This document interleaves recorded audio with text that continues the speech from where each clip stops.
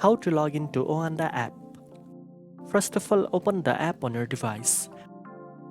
On the home screen, tap on the sign in button to proceed.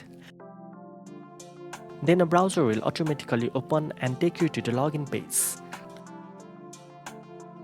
Enter your registered email address and password in the required fields. After that, tap on the sign in button.